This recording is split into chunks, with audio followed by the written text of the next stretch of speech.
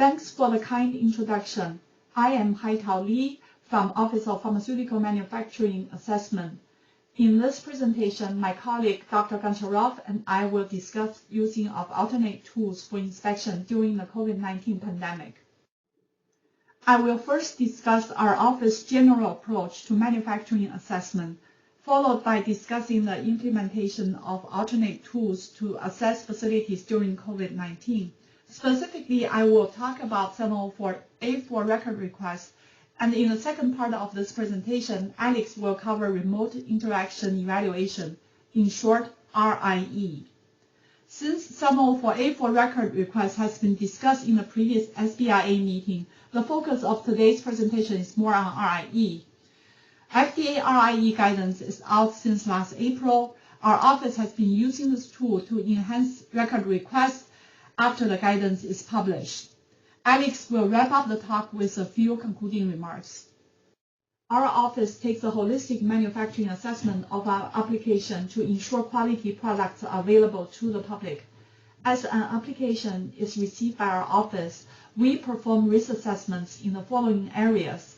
We evaluate product and process risk by assessing the drug product design and the manufacturing process of the application. With regard to the facility risk, we evaluate a facility's manufacturing risk associated with the inspectional history and the current operation at the facility. Although a single evaluation is performed for these areas, the tools utilized for addressing risks vary. Risks to the product and process design are addressed using informational requests, discipline review letters, or complete response letters. In the past, we relied heavily on pre- or post-approval inspection to address the facility risk. In the public health emergency, our office still applied the same quality standards using risk-based assessment of the product, process, and facility risk to determine inspection need. We can still perform product and process risk assessment, and the mitigation tool were still available. However, our previous option for facility risk mitigation through inspection were significantly impacted due to travel restrictions. To address this challenge, the following tools were more broadly used by the FDA. We implemented record requests under 704A4 of the FDMC Act. Working with our ORA colleagues, we request record from a facility to determine if that information could be used to mitigate the need for an on-site PAI. If adequate record is provided, the facility is acceptable to support approval of the subject application. After a record request, a PAI still may deem necessary if the records are not enough to justify the absence of a PAI. In addition to record requests, we also reach out to other regulatory authorities to acquire more information on facilities to aid in mitigating the need for inspection. Lastly, we started to perform RIE. This is the general workflow of the facility assessment. Based on the risk factors, we make determination if a PAI is needed. If no, the facility is found adequate. If yes, we will evaluate if we could use alternate tools. If possible, we will use alternate tools. If we determine an on-site inspection is still required, then there are two potential outcomes. One, there are deficiencies from other review disciplines. In addition to inability to inspect a site, we will issue a CR letter. When there are no other deficiencies, only pending issue of the application is inspectional issue, we will wait until inspection complete to act. Under this scenario, we will miss action date. I would like to use the following hypothetical example to demonstrate the manufacturing assessment of an application and 704A4 record request performed and its outcome.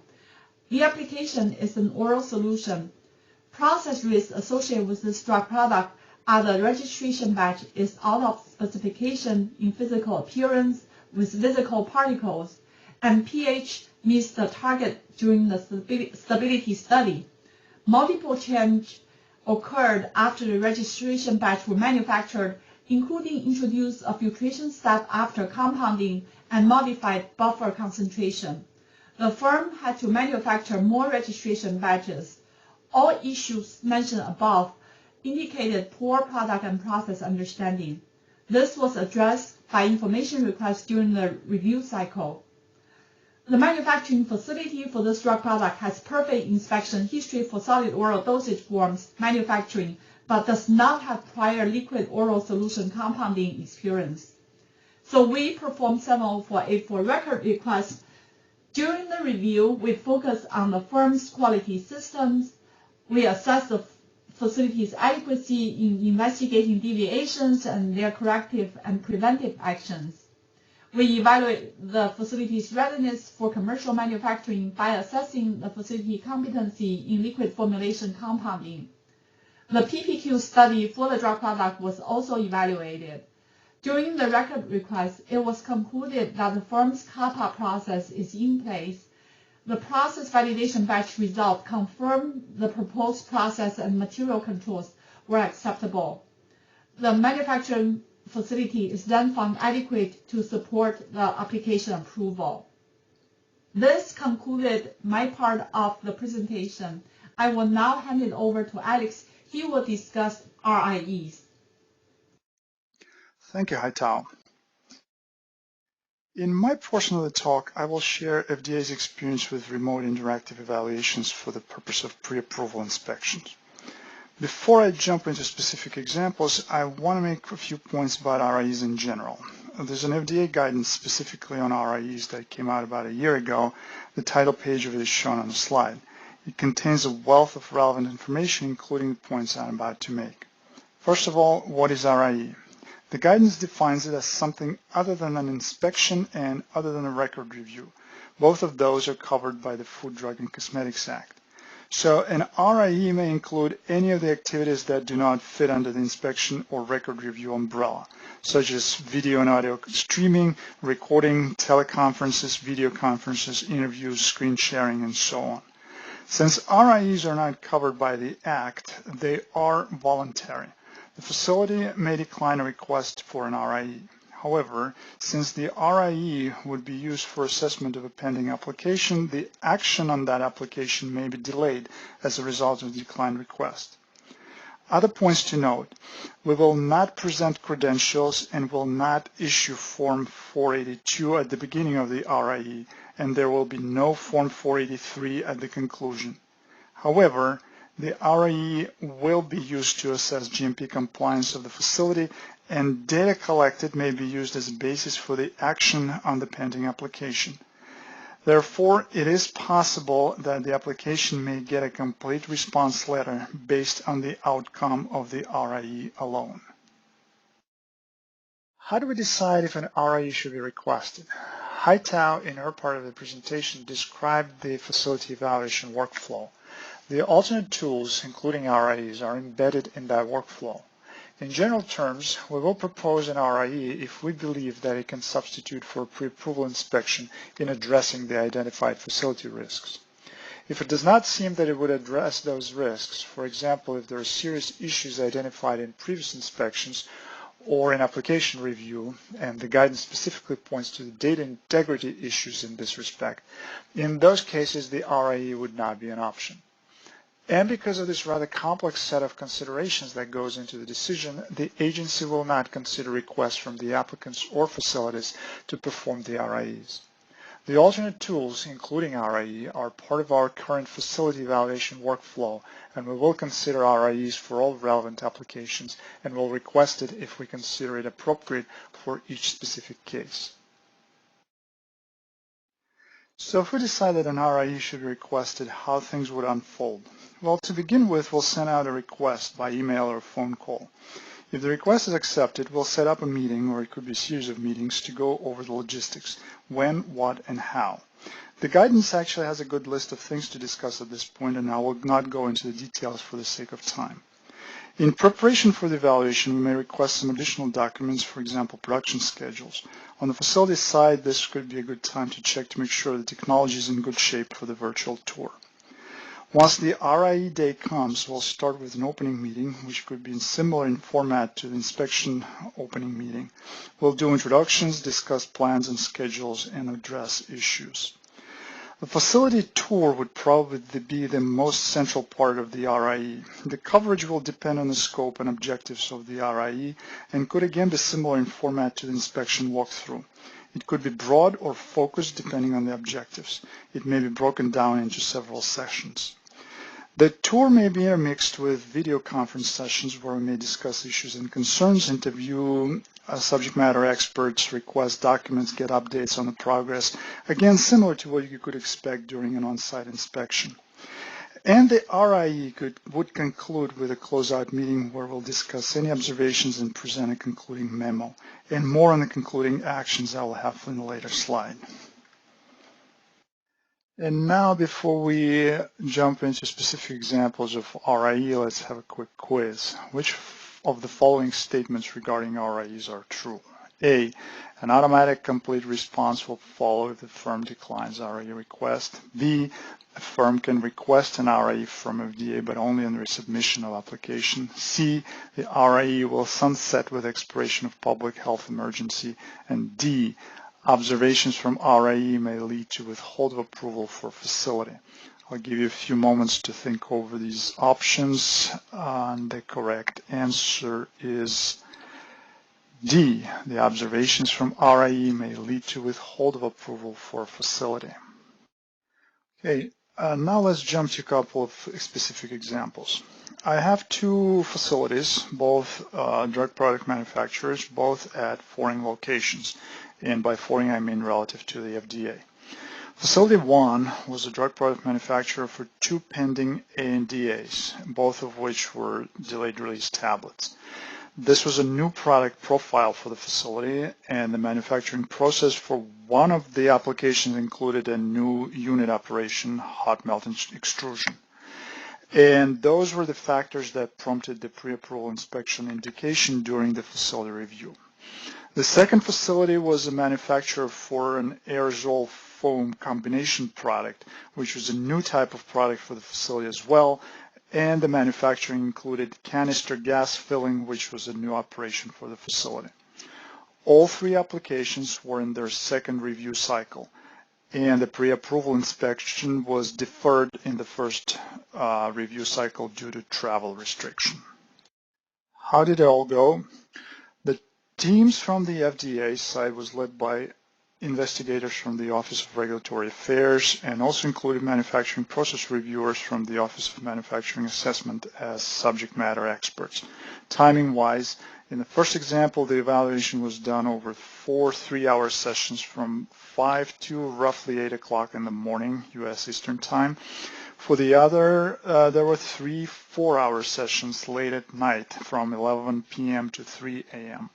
As a side note, in general, we will try to schedule the sessions during the facility's business hours. On the tech side of things, the video and audio streaming was done by government Zoom for both evaluations. For walkthrough streaming, the first facility used laptops mounted and wheeled around on a cart using Wi-Fi connection, which was good throughout all the facility, including all the manufacturing areas.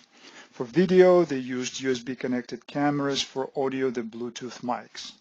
Facility in example 2 used tablets with internal cameras and either Wi-Fi or phone data connection, depending on what they had available in different parts of the building.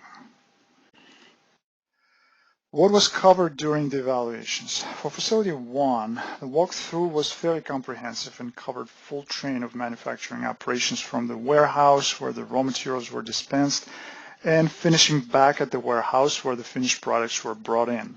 And in between, we covered all production areas, QC labs, stability chambers, covered equipment and procedures for the entire train of operations. For the second example, the facility virtual tour was focused on manufacturing operations of interest only. We covered compounding and filling processes for the foam canisters, things like environmental controls, intermediate storage conditions, process controls, stress testing, in-process testing for delivery rate and dose accuracy. We covered equipment HMI system in real time by video stream of equipment computer screens. We looked at access controlled stored process recipes, process file for both products, and audit trails. The document control system, and this is where the SOPs and training records and change controls and incident records and deviations and out-of-spec events, investigations, CAPAs, all of that is stored. We covered them through screen sharing sessions, and we looked at access control data related to the specific products. For data integrity audit, we inspected the QC lab computer systems, their access controls, their data retention policies, system and project audit trails, and this, by the way, was done via screen sharing as well. We looked at the raw data related to the applications for evidence of reinjections, reprocessing, aborted sample sets, trial injections, and we compared the raw analytical data to the data in the application. And at the end of the day, I'm happy to say that both evaluations finished without serious observations. We discussed the outcome at the closeout meeting at the end of the final RIE session, where we presented the no observation memos to the facilities as well. Switching gears a bit from examples back to general topics, I'd like to go over the possible outcomes of the record requests and RIEs. When a record request or an RIE is concluded, if there are no observations made, the facility will most likely be found adequate. In the case of a record request, you should expect to receive a Form 4003 stating the record request is complete and there are no further requests at this point. For an RIE, a no observation memo will be emailed during a closeout meeting as it happened in examples I just talked about. If the observations were made, the Form 4003 in case of record request will include an attachment with the observation letter to communicate the outstanding issues along with instructions for responding. In case of an RIE, the observations will be discussed at the closeout meetings and an observation letter will be sent during the meeting as well. In both cases, the agency encourages the firm to submit responses within 15 business days. After this round of communication, if issues remain unresolved, the facility may be found inadequate and the application may receive a CR letter. In this case, a post-action letter will be sent to the facility after the action date. The responses to PAL will be evaluated in the next review cycle, and there's a possibility that the facility may require an on-site inspection. Going back to our RIEs, a few notes on the technical side of things. Live stream quality is one of the most important factors to make an RIE a success. A good Wi-Fi connection that covers all manufacturing areas is probably the best option from our experience so far. Keep in mind that we may request that the video equipment be brought into the production areas, so you should consider the impact of contamination of the manufacturing equipment or product and contamination of the video equipment. If you have any concerns, please bring them up at the initial meeting with the FDA. Also, please make sure that your video equipment produces decent quality video and can do wide-angle streaming of, say, activities in production suite and have adequate resolution for doing close-ups, for example, equipment parts, labels, stickers, logbooks, or computer screens. Consider the impact of the production environment, things like equipment noise and vibration, face masks muffling the microphones, light glare from computer screens, and so on to make sure the equipment can handle it. None of these would probably be showstoppers, just things to keep in mind when you test your equipment. If asked for tips on making an RIE a success from the facility side, I would suggest committing the same level of importance and attention as you would to an on-site inspection. Even though we keep saying the RIE is not an inspection, its outcome could affect the regulatory decision of the application and the timing of that decision. Anything that you don't understand or have doubts about, anything that may seem unreasonable, for example, uploading high volume of records, ask for clarification before committing to executing the request. Document organization is important. This goes for the record request submission as well. We want to avoid requesting documents twice just because we can't find them in the list of files. Have subject matter experts on standby during the RIE sessions, ready to answer questions as you would during an on-site inspection. And please bring up any translation needs and issues during the initial meetings with the FDA before the RIE start. If I had to point to the benefits of the RIEs, I would highlight a significant enhancement in the level and depth of facility assessment compared to the 704A4 record review.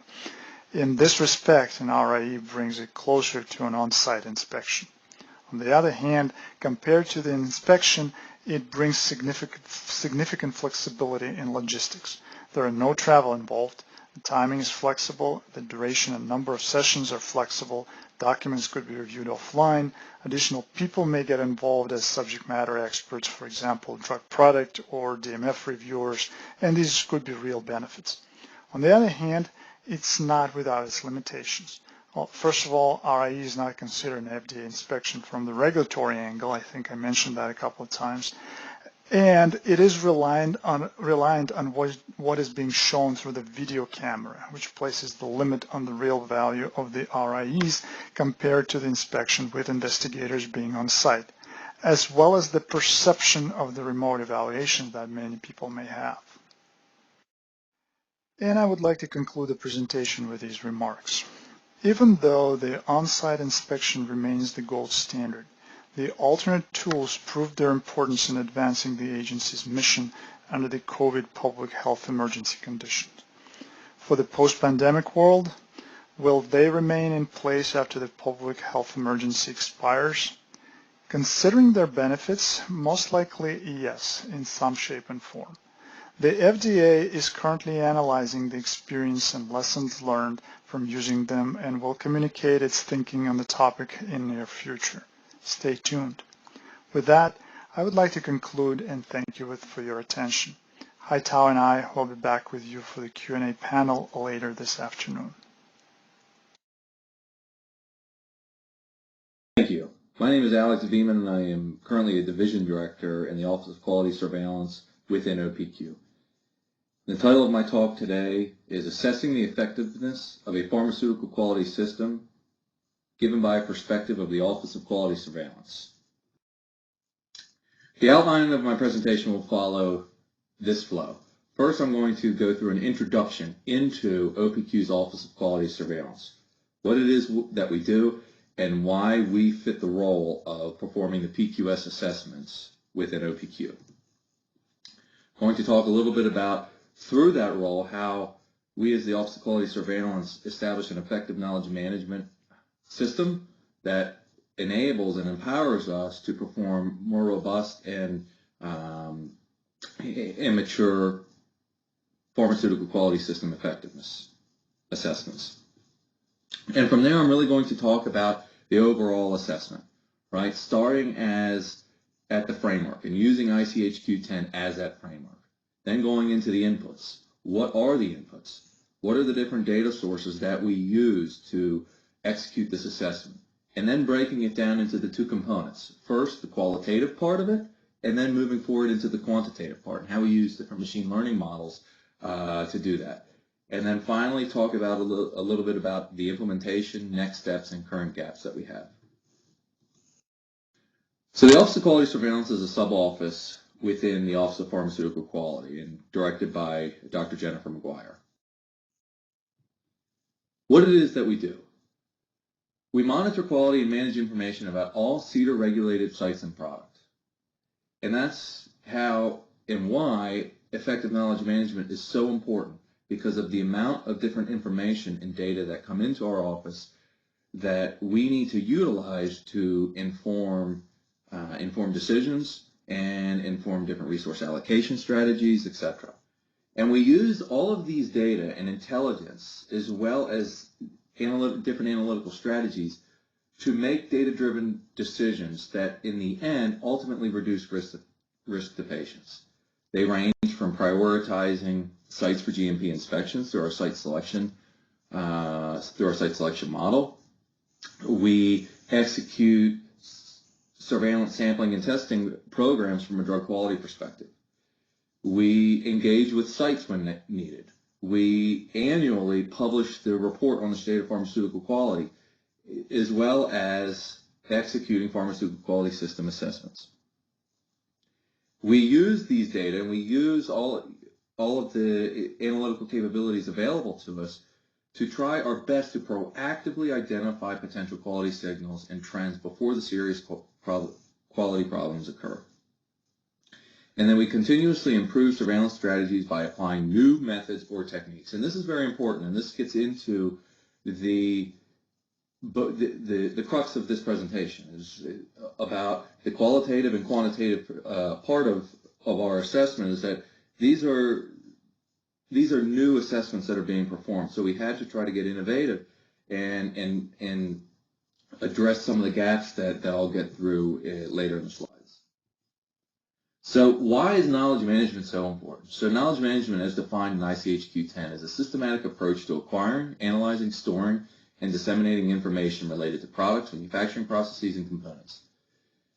So knowledge management really is foundational to being risk-based, to being data-driven, to reducing subjectivity and increasing objectivity, right? And so key features of knowledge management systems include the ability to aggregate content from internal and external sources.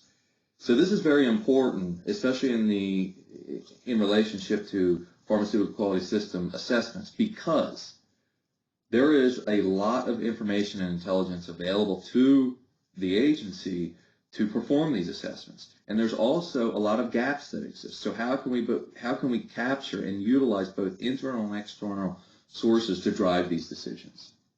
It involves the classification and categorization of content, as well as the ability to produce dashboards, visualizations, and other key components that will allow you to quickly be able to analyze information, to visualize information, and make decisions in a timely manner. And the concept of effective knowledge management really enables quite a bit, right? It enables, in the aggregate, better comprehensive oversight, right? And that's through the life cycle. And this is really reached through reduction in uncertainty, which then increases our ability to make more risk-based decision-making, which then gives us the ability to assess and have an effective pharmaceutical quality system. Moving forward, so what is the framework that we use? What are some of the inputs, and how do we do these assessments? So the overall assessment framework that's being utilized within OQS is broken down into two components. First, the qualitative, and second, the quantitative. So the qualitative component is really, if you can think about all of the unstructured data we have related to establishments when it comes to the inspection reports, any exhibits, any field alert reports, recalls, MedWatch reports, etc. All of these different things that are available to us really gives us the ability to assess these information and in relation to the facility to ensure the facility or establishment has the ability to have an adequate oversight of product quality, and really utilizing that ICHQ-10 framework as our starting point, right? And we think about it as a systems-based approach across the network of products managed at the facility. So we're not just interested in the particular product that is being referenced under, for the submission, but it's really an enterprise-level assessment, right? We need to better understand, would this facility be able to adequately manage change within its own pharmaceutical quality system? So we look across the network, we look across the enterprise, and that really gets down to this whole holistic or enterprise assessment based on all these inputs that I'm going to get through, and then we complement that with a quantitative approach, which really is using machine learning models to give us predictions and to be able to score facilities around different PQS effectiveness metrics, things like CAPA effectiveness, investigation timeliness, percent human error, percent root cause identified, repeat deviation rate, things like that, where we've done research, we've looked at the literature to better understand and collaborated with industry to better understand what are important indicators of effective quality systems from a numerical perspective, and how can we utilize internal data that we manage through our knowledge management system to leverage that to then build train, validate models that can complement the qualitative assessment to give us a better understanding of the effectiveness of the PQS within a given establishment. So what are the inputs that we use, right? And as I mentioned, as the Office of Quality Surveillance, we are currently tracking a lot of different information available through us, both from a post-market perspective as well as a pre-market perspective. So what are some of the things that we have at our disposal to be able to make better assessments of the PQS? Things like annual reports or annual product reviews. And in parentheses here you see an opportunity request, because the annual product reviews are not something that we typically typically request, but this is something that if we need a better assessment around process capability or other things, maybe that's an opportunity for us to use more objective data-driven inputs to drive these decisions. Looking at the CMC change history, right? Looking at the EIRs, right? And the exhibits, the firm responses, any regulatory action, any evidence collected as part of historical inspections, to answer certain questions, as I've outlined in the slide, that really align with ICHQ 10, ICHQ 9. So things like, do we see evidence that management advocates for continual improvement? Are systems in place to communicate and escalate quality issues? How is the establishment monitoring customer experience?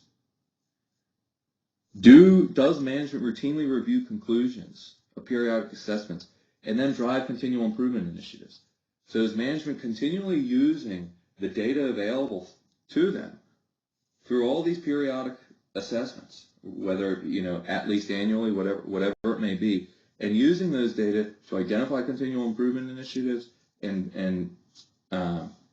execute them? Do we see evidence of that, right, through the EIRs, right? Do we see evidence that programs are in place and the establishment's using standardized techniques to identify root cause, right? Different tools, the FMEAs, 5Ys, DOEs, etc., right? Are effectiveness checks routinely performed? So these are very important things that we're looking for throughout the EIR, throughout firm responses and exhibits, right, to give us a better sense of the effectiveness of the PQS. Right? Looking at quality defect data, field alert reports, PPDRs, MedWatch, etc., right?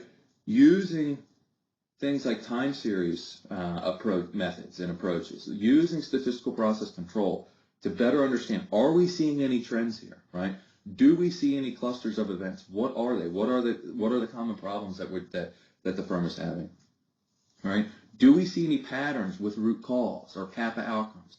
Is the firm continuously not being able to identify root cause or not submitting follow-ups or finals to address that within field alert reports? Is the outcome of the CAPA continuously being classified as retraining?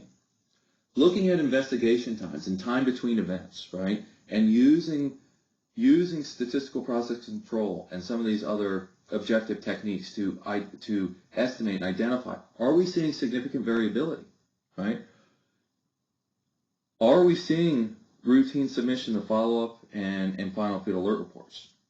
And then obviously the future state, right? And this is why it's so important, because we understand that a lot of the information that we have, right, routinely available through our internal sources, is addressing a lot of negative things, when it comes to field alert reports, recalls, 483 observations, right?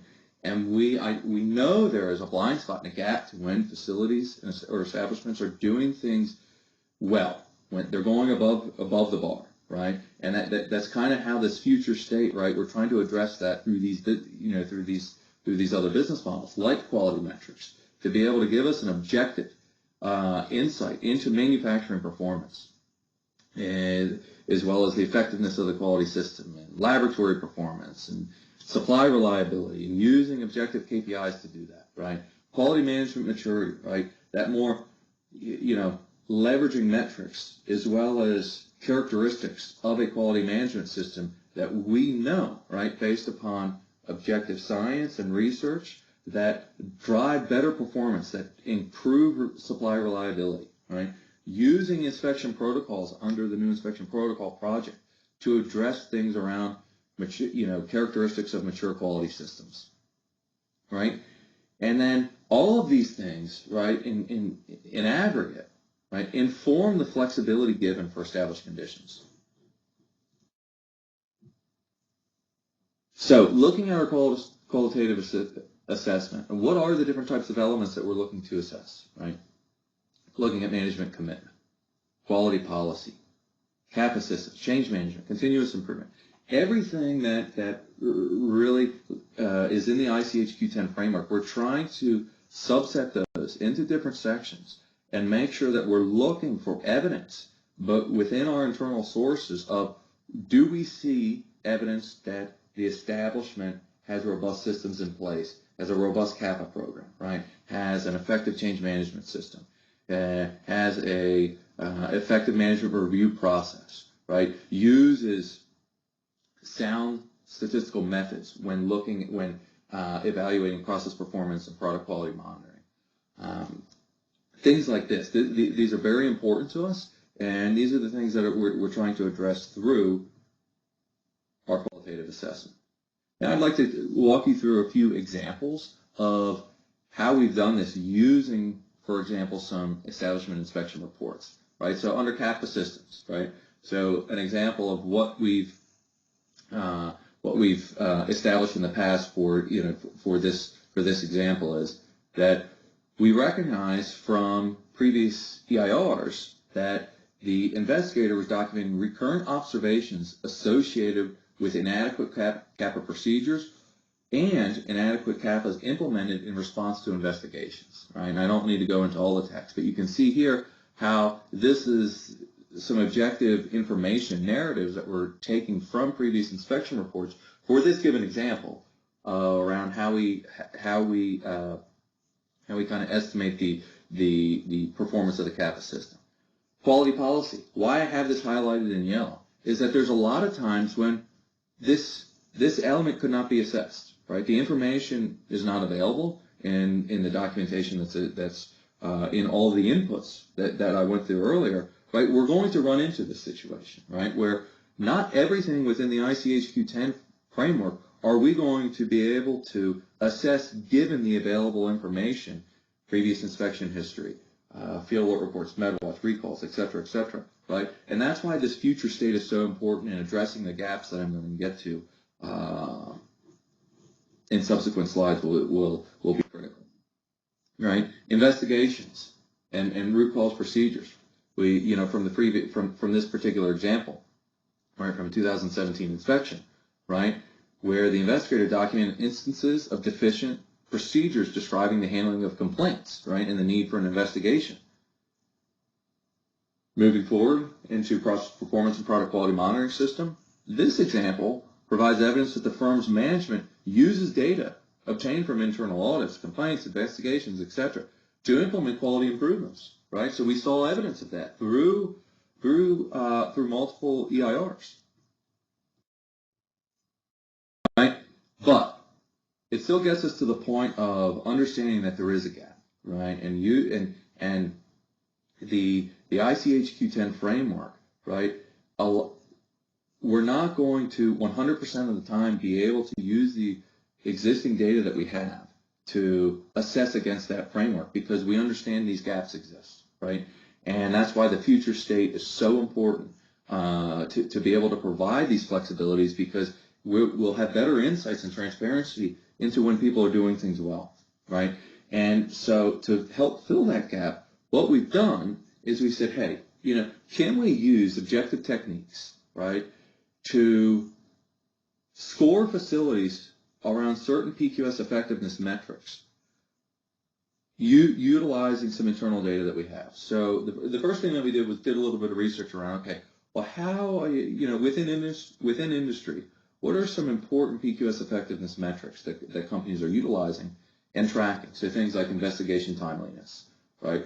Percent root cause found, right? Repeat deviation rate, CAPA effectiveness, human error, right? So we looked at these, did some research into how they are being defined, right? And then said, okay, well, what data do we have internally that can be used as a surrogate for tracking this information, for building models to be able to make predictions about the future, right? And what we found is that through our field alert report data, we can use different inputs as a surrogate, right? So, for example, investigation time. We know through our system is when facilities identify the problem, when they close out when they submit the final field alert report, if they do, right? And we use that as a surrogate for the investigation time, right? We know, based upon how we're defining repeat deviations, right, when the same root cause for the same dosage form was reported within a given time frame, right? Kappa effectiveness. We know the outcome of the kappas when it's just as saying retraining is the only outcome, right? As well as human error rate. We know the proportion of root causes associated with human error. These are things that we're tracking through the field alert report assessment. We said, hey, well, we can use this based upon the facilities that are submitting field alert reports. We can use that as our training data, right? Build a training data set, right? And then start training different machine learning algorithms to see how good can we get at predicting these things for the upcoming fiscal year. And then the beauty of this is that then what we can do is that based upon these machine learning algorithms that we're using, we can then score facilities, not only for facilities that have submitted field alert reports in the past, but we can also score facilities for that have never submitted field alert reports based upon the different algorithms that we're using. And so not only are we using field alert report data, but then we also integrate other data about these establishments, so the demographic information, inspection history, citations, right? All these different things go into building the model, and really it comes out into hundreds of different potential predictor variables that were studied, right? And then what we do is we train these models, right, and we run them, and we're currently running them on a fiscal year basis. And we're also, in parallel, continually to research and identify alternative outcomes, as well as potential predictors, as well as new available data to us. So here's just an example of a modeling pipeline that we've used to really explain the complexity and how we build different models, compare them, right, and then select based upon different performance metrics like average square error, etc., right? What is the best performing model, right? And then use that model to move forward to promote and start scoring the facilities. So, and here's just an example output of what we're doing, and this is obviously old, going back to fiscal year 2020, right? Is essentially we're doing two things here, actually three things. We are tracking the PQS metric over time from fiscal year to fiscal year to fiscal year, right? And then we're also providing a prediction for the upcoming fiscal year. And then through all of that, we also benchmark against similar facilities. So for this case, right, for this facility, it was a finished dosage form manufacturer of tablets, and we have the different metrics that we're tracking: investigation time, percent root cause identified, repeat deviation rate, kappa retraining. And we're plotting those metrics over time, and then we're also benchmarking it and giving you a percentile rank against similar facilities, right? And this was made up just for visualization purposes, but this is what we are completing for the quantitative assessment.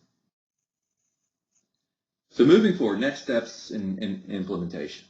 So the most important thing is addressing the current gap in available data to complete a full assessment, as we mentioned. Our current business model and processes do not routinely capture all Q10 elements, right? So that's why it's so important that quality metrics, quality management, maturity, all these different aspects materialize, because they will help fill that gap, right? What we've a guidance on implementation considerations to provide more clarity about the use of Q12 in the U.S. regulatory system. And finally, we have in development a Manual of Policies and Procedures, or MAP, that provides internal procedures and guidance to our staff about the use of established conditions. Program and the subsequent decisions that we make, around resource allocation, and other things, right? And the OQS assessment in general is intended to support EC decisions for original submissions and supplements. It is not meant to be an isolated decision point. It is meant to support. It is meant to support the EC decisions for original submissions and supplements. And with that, I'd like to thank you for your time and really reiterate that no one can do this alone. And let's work together to improve global pharmaceutical quality and improve the lives of patients. Thank you. Good afternoon. My name is Ashley Bohm. I'm with CDER's Office of Pharmaceutical Quality, and I'm happy to be here with you today to give an update on the ICH Q12 guidance.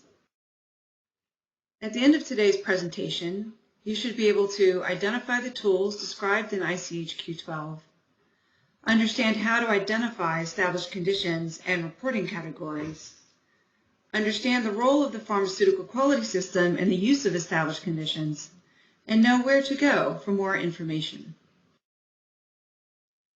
Let's start at the beginning. ICH Q12 is titled Technical and Regulatory Considerations for Pharmaceutical Product Lifecycle Management. And then we're also providing a prediction for the upcoming fiscal year. And then through all of that, we also benchmark against similar facilities. So for this case, right, for this facility, it was a finished dosage form manufacturer of tablets. And we have the different metrics that we're tracking: investigation time, percent recalls identified, repeat deviation rate, kappa retraining. And we're plotting those metrics over time, and then we're issuing requests to investigators on subsequent inspections. Of post-approval CMC changes. Using the tools in Q12, applicants can reduce the number of changes that require a post-approval submission. And this, in turn, can help to incentivize both changes and innovations in manufacturing that can help to minimize quality-related supply disruptions. The concepts in Q12 outline a mechanism in which the benefit increases with stronger scientific development, risk management principles, and quality systems throughout the product life cycle. The scope is quite broad. It includes innovators, generics, biosimilars, and CDER and CBER-led combination products. And it's not limited to just new products coming to market. It can also be used for already marketed products. Implementation of the tools in ICH Q12 and the supporting Q guidances, so Q8, Q9, Q10, and Q11, can lead to greater assurance of high-quality drugs in the market, can help to reduce perceived barriers to innovation, can provide greater change agility to mitigate disruptions and shortages, and for accelerated development programs can provide greater flexibility in terms of CMC information, and ultimately help to reduce unnecessary CMC supplements.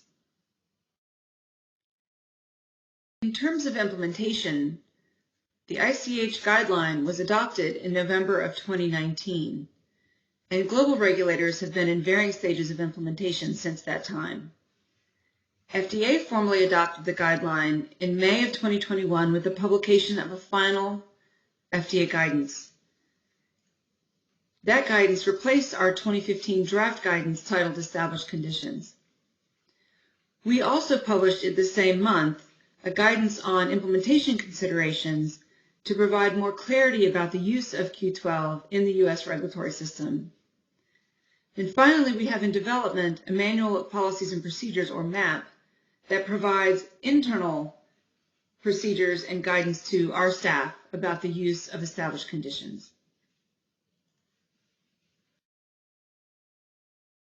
The Q12 guideline includes a number of tools. Established conditions is one, and we'll hear more about that in a few moments. But it also includes post-approval change management protocols, which are essentially the same as what we refer to as a comparability protocol in the FDA system. These protocols, or PACMPs, can provide predictability when planning for future changes to established conditions. Q12 also talks about a product lifecycle management document. The PLCM, as it's called, provides a central repository within the application for the established conditions and their reporting categories. Q12 also includes what we call structured approaches for certain types of frequently made CMC post-approval changes. And these approaches provide a simplified approach to accomplish CMC changes even where established conditions have not been identified. And finally, Q12 talks about the importance of the pharmaceutical quality system because having an effective PQS is really foundational to be able to use the Q12 tools. In my presentation today, I'll focus more on established conditions as that's one of the newer elements of Q12. So what are established conditions, or ECs as we call them? They're considered legally binding information, considered necessary to assure product quality. And for that reason, a change to an established condition then requires a submission to the regulator, meaning FDA in this case, that is either consistent with regional regulations and as recommended in guidance, or as agreed upon during review and approval of the application. ECs are contained in the regulatory submission, they are submitted and justified by the applicant, and ultimately are approved by the regulator. The concept of established conditions is actually based in our existing regulations here in the US, and determining what elements are established conditions comes from the concepts that we have in our regulations and a number of guidance documents, and can be further targeted based on the science and risk-based approaches that are described in the Q12 guidance. Both the ECs and reporting categories for making changes to those ECs are impacted by knowledge and risk management, and as such should be revised based on knowledge and updated information about risk as it's gained over the life cycle. And finally, just a reminder that all changes require management under the PQS. So ECs offer an opportunity to modify the total number of changes that require a supplement and to modify the reporting category associated with the change. They're enabled by use of product and process knowledge, enhanced development, and quality risk management principles as outlined in these other ICHQ guidelines, and enabled by implementing an effective PQS. So when considering how to identify what is an established condition, first it's important to recognize that not all information in an application is an established condition. So all regulatory submissions include a combination of ECs and what we call supportive information, where supportive information is not considered to be ECs, which means it does not have to be reported if changed, but it's provided in the application to give FDA additional detail about your development and manufacturing so that we can understand your justifications for how you selected ECs and their reporting category. So let's break this down a little further. The first step is to identify ECs. And when you propose a set of established conditions, FDA will be looking for an explanation for how you identified which parameters or attributes should be ECs versus those that might typically be considered ECs, but you have said are not.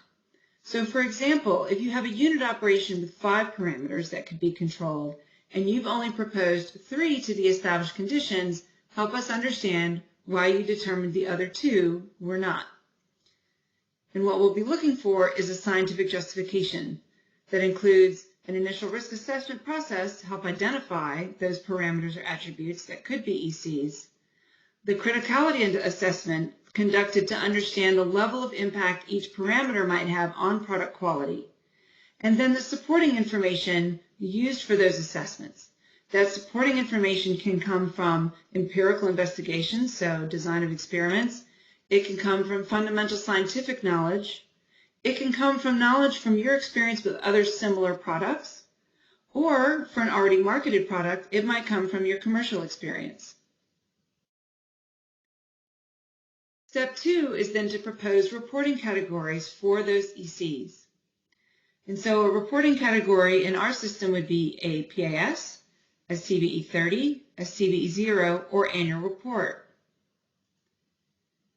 If the category that you're proposing is different from what might be recommended in existing guidance, you should provide a justification.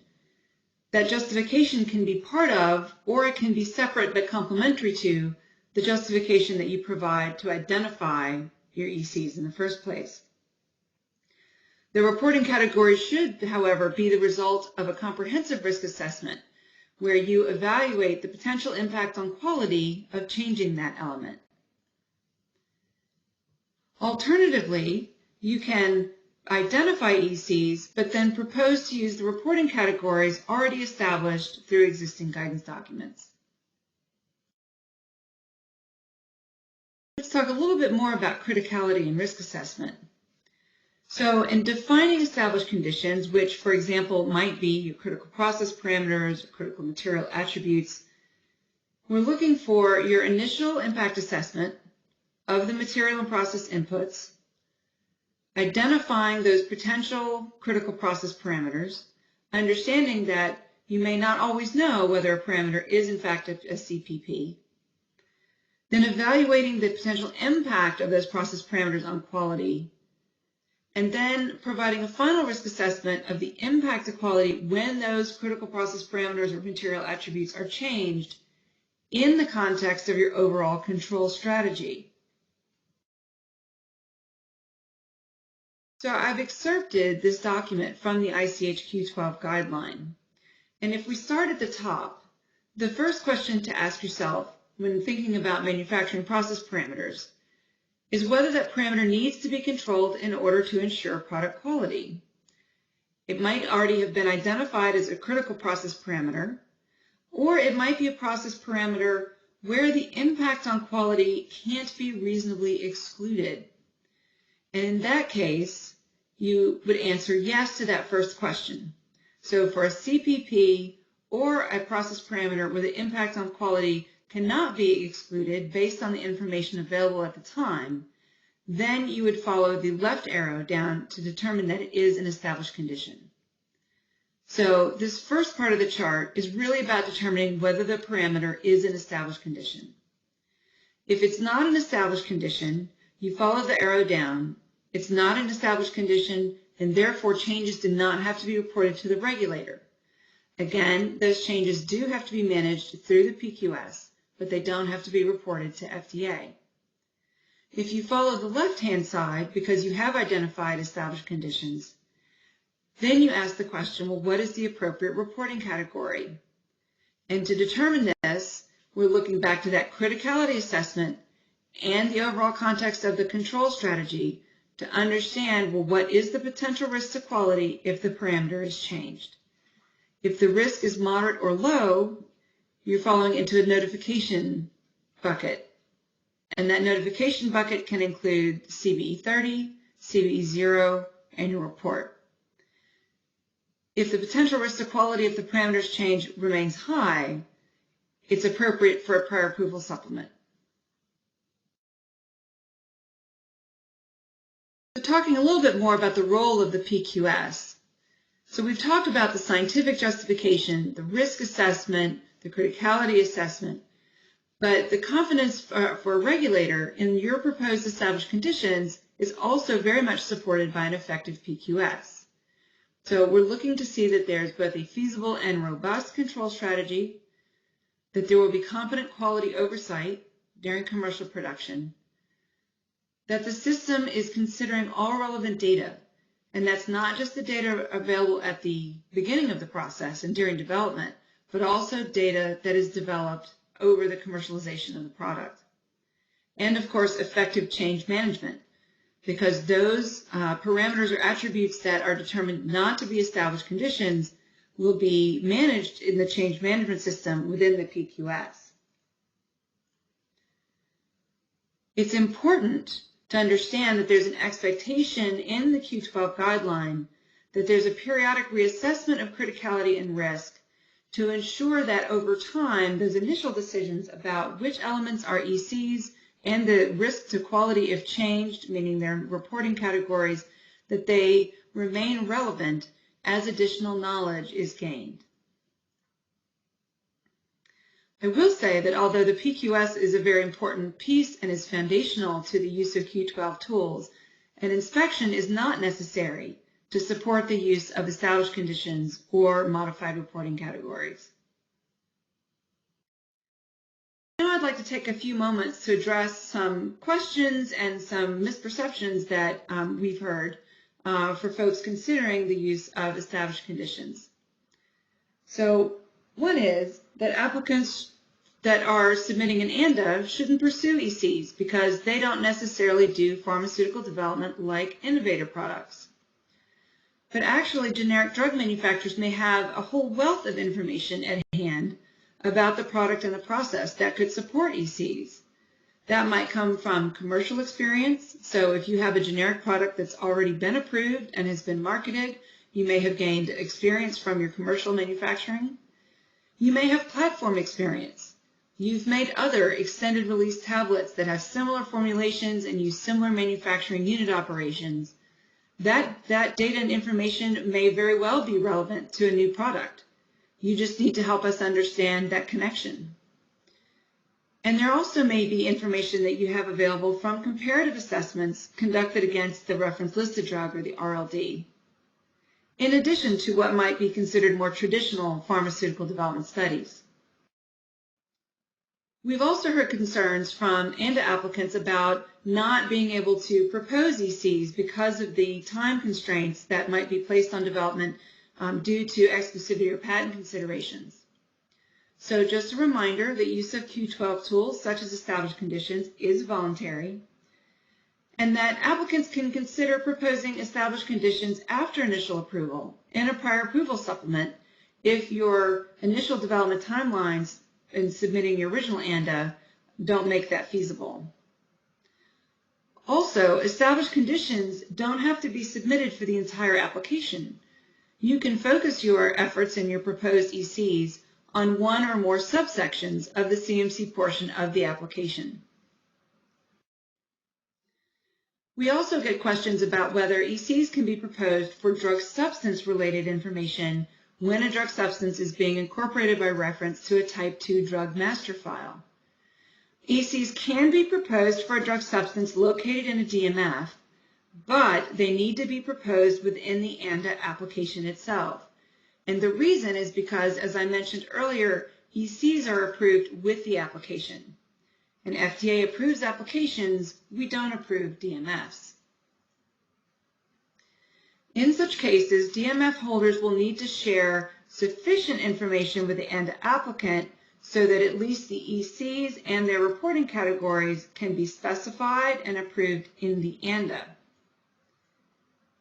Now, the justification for those proposed ECs, which might be where most of the trade secret or commercial confidential information might be, can be located in the DMF. The applicant just needs to be able to point FDA to a specific location in the DMF to find that justification. And again, a reminder that ECs can be submitted for only a portion of the CMC section of your application. So if you're not able to propose ECs for drug substance or for the drug substance manufacturing process, perhaps you want to pursue ECs for something like the drug substance specification, which may not require as much interaction with your DMF holder, or you may want to focus on ECs for the drug product. We've also been asked whether, in order to propose ECs, do they have to be compared to those for the RLD? Understandably, there would be a concern because established conditions are not necessarily disclosed and available. Well, the good thing is that the answer is no. Established conditions are specific to an application, and they're going to be based on the product and process understanding that you, the ANDA applicant, bring to bear in the application. And for ECs, a comparison to the reference listed drug is not needed. It can be part of your justification for ECs, but you don't need to know whether the RLD applicant even had ECs in order to pursue them for a generic product. We've also been asked, well, how can ECs be helpful to a generic manufacturer? Well, certainly they can provide more flexibility in your daily manufacturing operations, as well as for being able to optimize your manufacturing processes down the road, because you can have fewer submissions, and where you do have to make a submission, it could be done through a lower reporting category. We also see that implementation of those foundational ICHQ guidances in addition to Q12 should result in improved product quality and quality systems, which may also facilitate streamlined regulatory oversight, both supporting ECs and leading to improved quality management maturity over time. Another question that we often receive is about our internal governance and how FDA will ensure that our assessment of established conditions across applications will be consistent. We've established two internal governing bodies, the Established Conditions Coordinating Committee, to provide regulatory support and oversight to ensure that our assessments are consistent with the Q12 principles, and the Q12 Assessment Implementation Team, which provides scientific support to ensure consistency in our assessment of risk and scientific decision-making.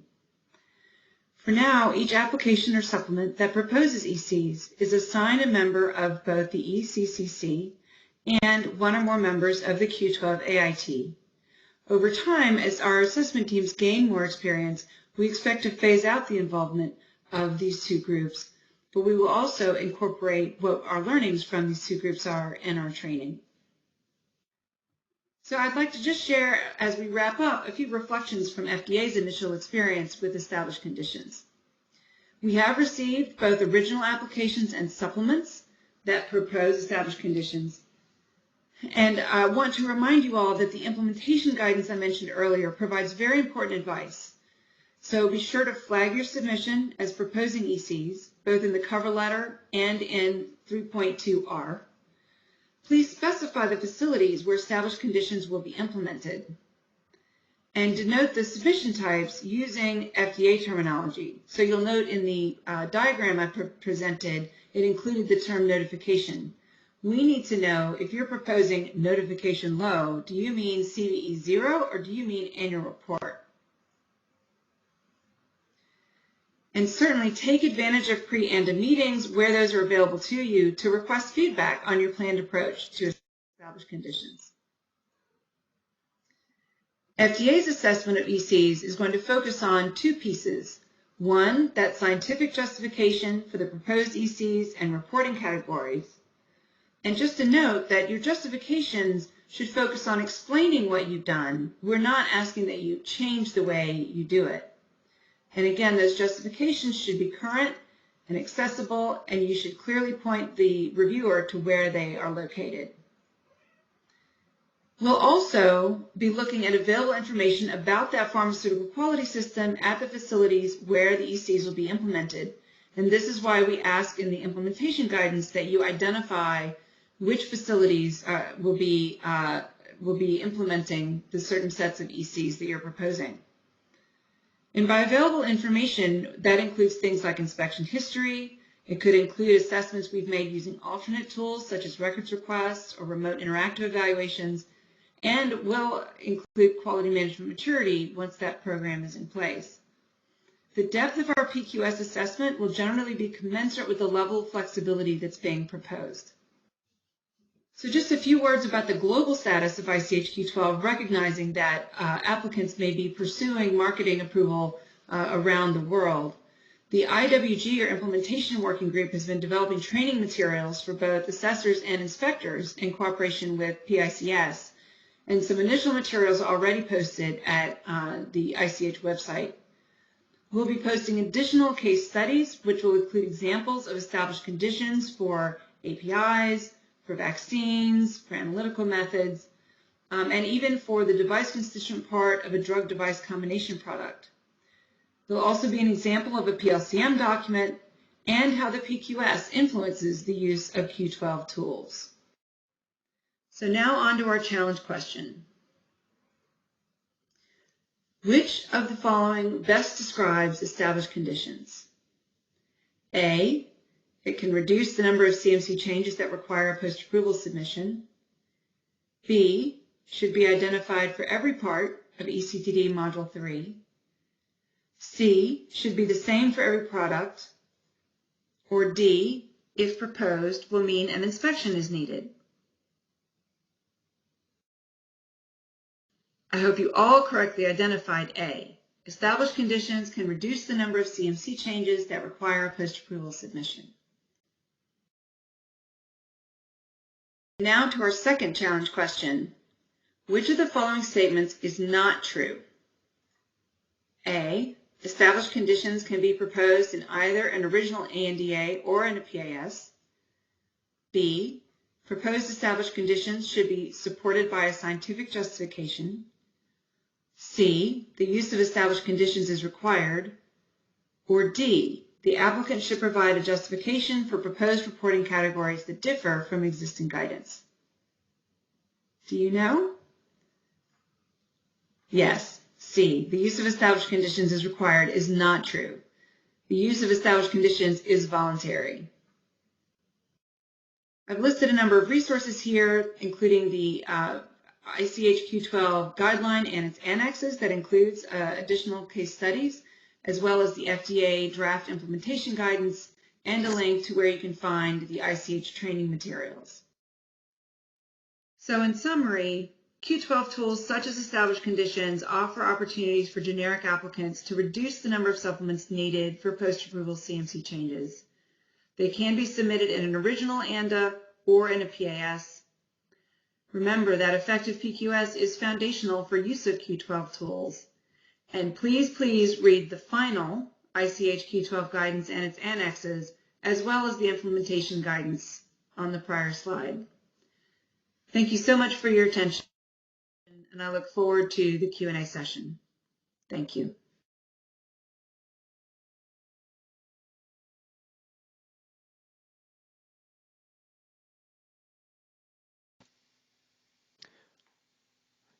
Huge thank you to all of our presenters, and we'll now go into our final Q&A panel discussion.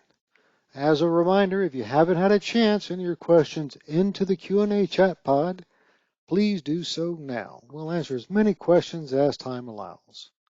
Looks like we have some questions coming in right now, and the first group of questions seems to be directed to Dr. Haitao Li. And this is the first question for Dr. Li. Have there been cases where FDA completed 704/IRE and decided an on-site inspection was still needed? Thank you. This is a great question. The answer is yes. So during a review of using our alternate tools, we have identified concerns that warranted on-site inspection coverage. We will then still do an inspection. So if this concern amount to the level of deficiency, we would issue a CR of the submission. If not, we would attempt inspection to gain additional information. So let me give a hypothetical example. If, like during the record review, we identify potential for cross-contamination, then we need to observe operation on site to ensure the facility is mitigating this concern. Then we would still go for inspection. Thank you.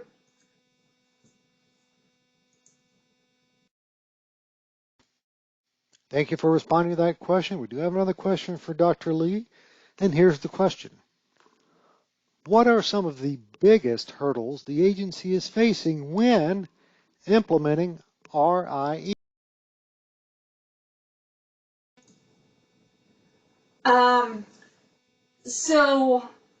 Video quality to observe operations, likely due to signal bandwidth or device being used, could be a hurdle. Also, some of these inspections, the facility is out of the country, so the time difference could be a big hurdle. Thank you.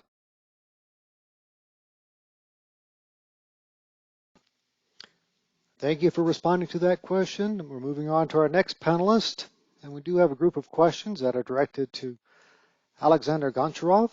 And here's the first question for Dr. Goncharov. To whom should we send a request for remote inspections? We already indicated in the CR responses that the manufacturing site is ready for in-person and/or remote inspection. Thank you for the question. As I mentioned already in my presentation, that at this point we will not consider requests for RIE or any alternate tools. The request for an RIE would come from the agency based on the risk assessment models. If there are indications that an RIE may address the specific facility risks and concerns that prompted the pre-approval inspection need, then the agency will propose the RIE to the facility. Thank you. Thank you for responding to that question. We do have more questions for Dr. Goncharov, and here's the next question.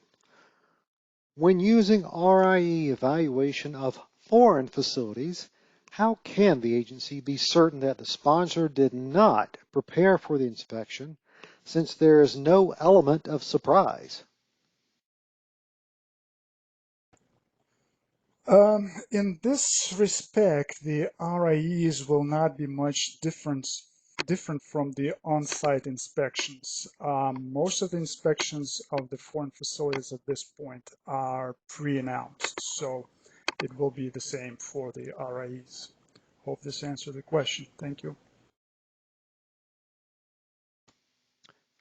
Thank you for responding to that question. We do have one more question for Dr. Goncharov, and here's the question. These RIEs for foreign establishments, who does these RIEs? Are these inspectors in the near area, or are they conducted from the U.S.? And thank you again for the question. Again, similar to the inspections, the RIEs are led by the investigators from the Office of Regulatory Affairs, or ORA. And those are the same folk who perform the on-site inspections. They will most likely be stationed on their regular duty stations, which are most likely to be across the United States, or theoretically they could be at foreign locations as well.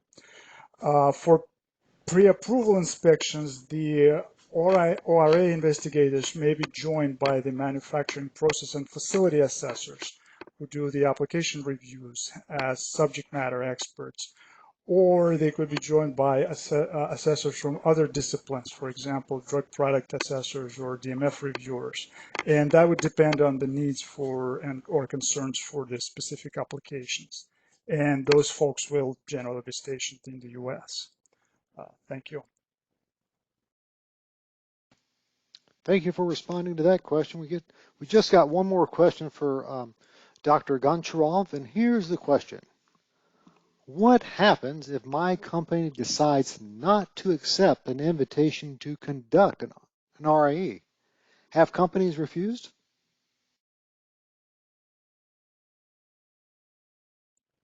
So again, as I mentioned in the presentation, the RIE requests from the agency are voluntary. So the company can decline the request or proposal to conduct the RIE. Because the RIEs are conducted to address specific concerns for the facility that would generally be addressed by pre-approval inspection we're considering the case for the pre-approval inspections. The refusal or declining the request for RIE will likely result in needing that pre-approval inspection on site. So, and that will likely to delay the action on the application. Thank you. Thank you for responding to that question. We've got some questions that came in for Dr. Alex Veman. And here's the first question.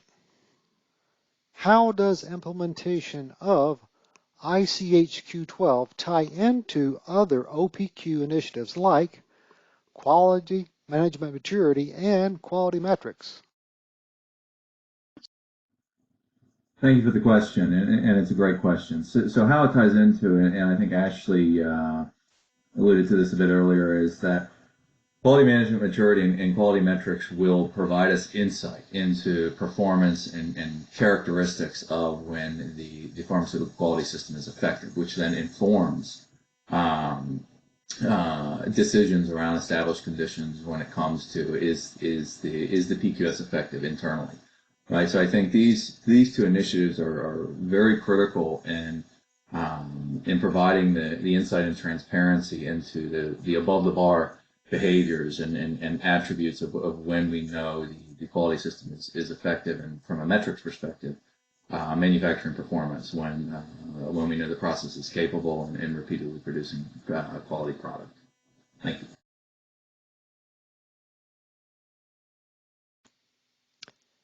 Thank you for responding to that question. We have another question directed to Alex, the assumption it might be Alex Vieman.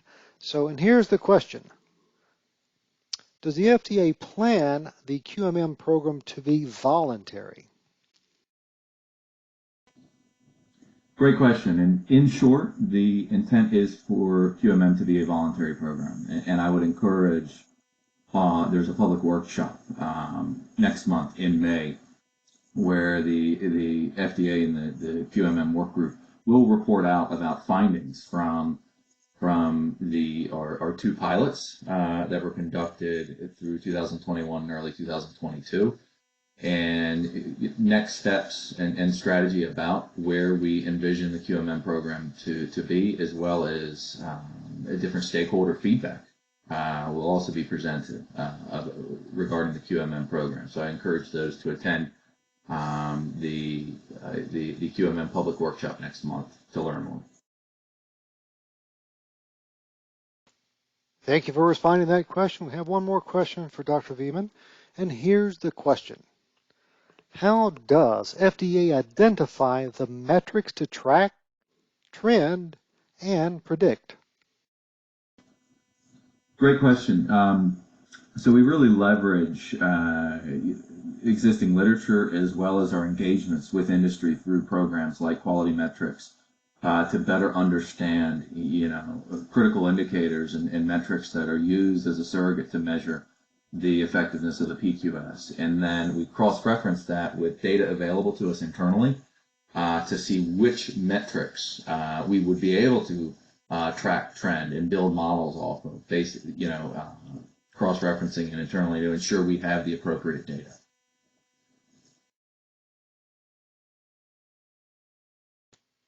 Thank you for responding to that group of questions. Moving on to our next panelist. We have several questions that have come in for Ashley Bohm, and this is the first question for Ashley Bohm. Where should ECs be submitted in the application? For example, which module or section of the original ANDA submission? Thanks for the question.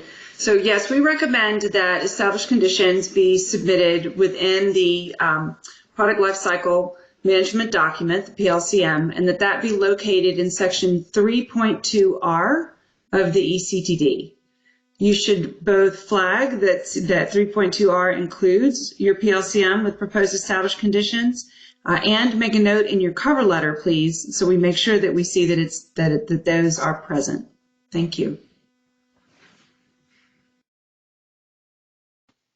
Thank you for responding to that question. We do have another question for Dr. Bohm, and here's the question. Could you please give a few examples of ECs? Sure, I'd be happy to.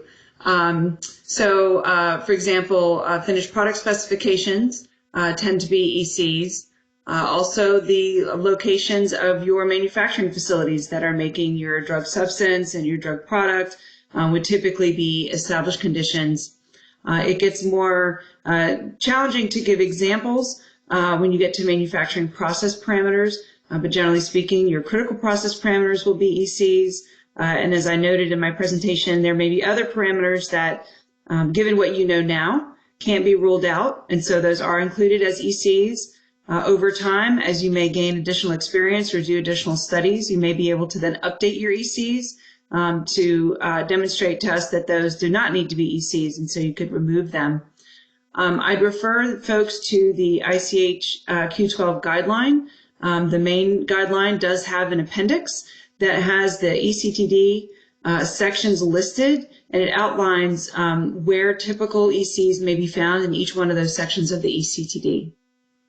Thanks, Ray. Thank you for responding to that question. We've got another question for Dr. Bowman. Here's the question. Should ECs be part of the annual reviews? I'm delighted that someone asked this question. This is a great point. As you can imagine, if we approve ECs, either an original application or in a prior approval supplement, over time, as you gain additional manufacturing experience and learn more about both your product and your process and the risks associated with them, you may find that changes are needed, either to add ECs or to remove ECs or to modify the appropriate reporting categories.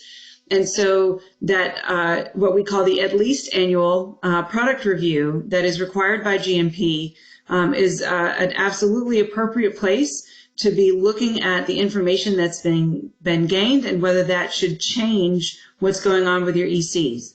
And if there is a need to make a modification to your ECs, that can be easily done through the submission of a supplement. Thanks for that question. Thank you for responding to that question. We're just about out of time. We're going to try to squeeze one more question in to close out the panel with one last question for Dr. Bohm, and this is the question. What if the applicant needs to modify the reporting category for an EC compared to what is proposed or approved in the ANDA? Thanks for that question. So if the applicant becomes aware of information that would change that initial risk calculus such that, for example, your approved EC says that the change should be submitted as CVE 30, but you gain new risk information that suggests that actually it's more appropriately submitted as a PAS, you may submit that change as a PAS and note in your cover letter that you had a change in the available risk information that led you to submit it as a PAS. On the other hand, if you had an approved established condition where a CVE 30 was the appropriate reporting category, and now you have gained new information that suggests it actually could be submitted as a CVE 0 or even in the annual report, you would need to submit a supplement to update your approved established conditions to modify that reporting category. And so that can be easily done. Thank you for all the good questions.